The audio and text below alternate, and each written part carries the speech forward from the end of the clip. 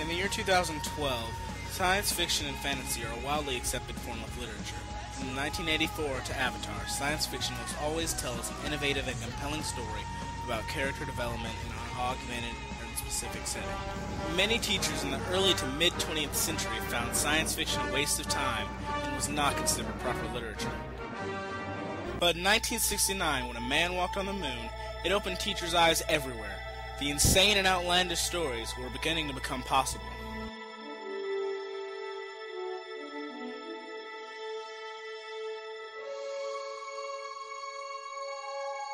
Science fiction can be seen as an updated version of myths of ancient times, such as gods and goddesses that have been upgraded to androids and robots. They have fantastic elements and contain strong morality tales that can be said to have been a significant factor in the evolution of our society. Science fiction often selects a current problem and stretches that problem to an extreme, and warns the upcoming generations to change the issue in the society.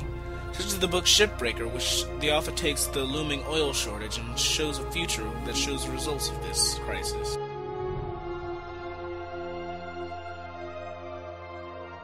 To find out the relationship of science fiction and gifted learning, surveys were introduced to educate fans of two science fiction-related podcasts, From Crisis to Crisis, a Superman podcast, and the Fantasticast, as well as the gifted students of a local middle school. The research also contained interviews of Mr. Seltzer, an educator at the local middle school, and Jeffrey Taylor, co-host of From Crisis to Crisis, and another podcast, as well as a writer of webcomic Slipstream, Movies.com articles about comic books, as well as staff writer at the Superman homepage. The comic genre gets a lot of flack. I think it gets underrated a lot. I think it actually has a lot to do, a lot of positive aspects to it. And I think it can be considered legitimate fiction. I think that people who underestimate the comic genre are doing themselves a disservice.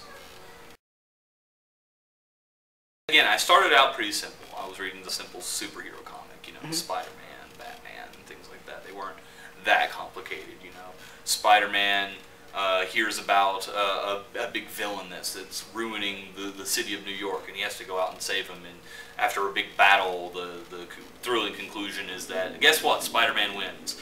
They're pretty formulaic. But nowadays, the ones that I read tend to be a lot more complex. They tend to have a lot of subtext, a lot of undertones. As I said before, they rival some of the legitimate fiction that I've read, and I think that a lot of modern day comics have a lot to offer to the literary community.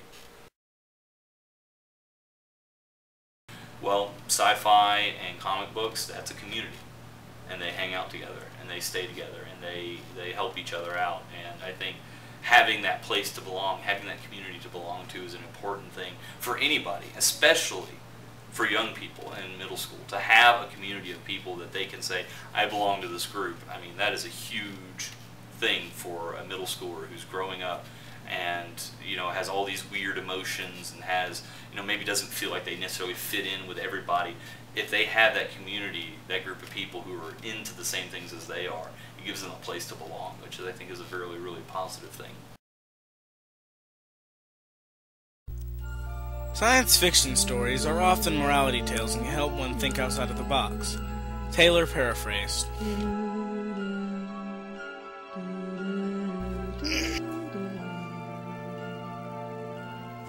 Teen comics and young adult novels like The Hunger Games, and things written by Scott Westerfield. And essentially, everyone has different tastes, and they may not find the type of science fiction they like at all. Taylor paraphrased.